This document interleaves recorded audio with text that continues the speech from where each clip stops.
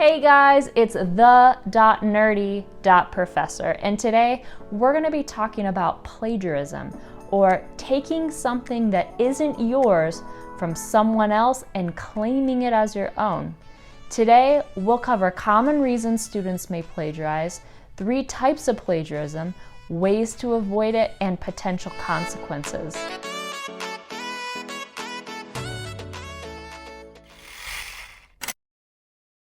A lot of times, students don't mean to plagiarize or even realize that they're doing it.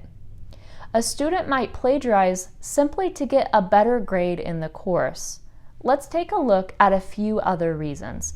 Number 1, students are very busy people, often juggling multiple responsibilities at the same time. A student might plagiarize because they're in a rush trying to meet that assignment deadline.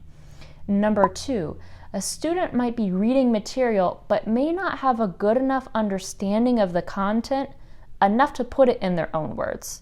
And number 3, a student might not be organizing material they're getting from individual sources enough to give credit to each individual author. If any of these reasons sound like you, go ahead and hit that subscribe button below, and you'll be the first to catch up on some of my upcoming videos on this topic. Let's talk about the 3 kinds of plagiarism. Number 1, idea plagiarism. This happens when a student takes the data, ideas, or information from another source, puts it in their paper, but doesn't cite the source. In other words, the student fails to give credit to where credit's due.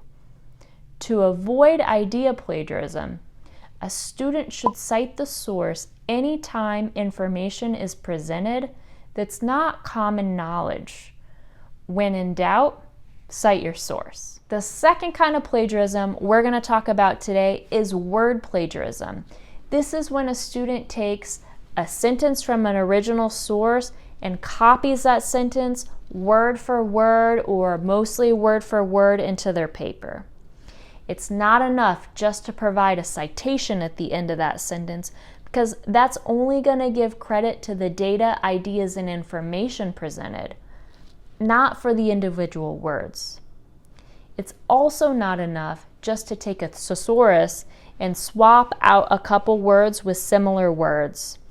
The sentence structure must also be different. In other words, your sentences must be completely unique. There are 2 ways to avoid word plagiarism. First, provide a direct quotation, and even better, second, paraphrase. Paraphrasing involves using your own unique words or sentence structure while still preserving the original meaning of the text. The third and final kind of plagiarism we're going to talk about today is self-plagiarism. This is when a student reuses work they've already produced in another class on the current assignment.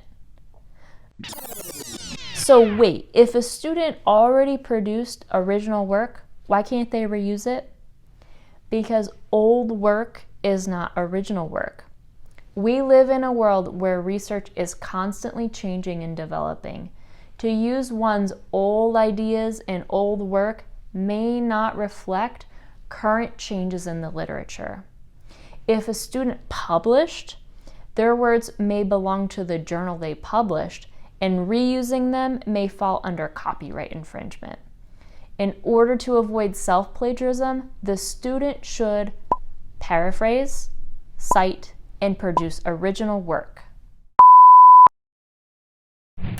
Let's talk about some of the consequences of plagiarism.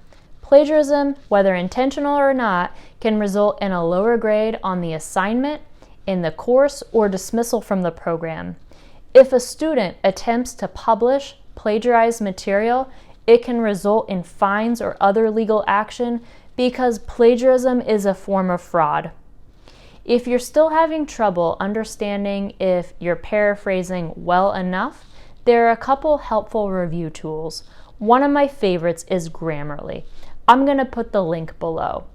If this video has been helpful to you or you liked it, please share it with a friend or hit subscribe.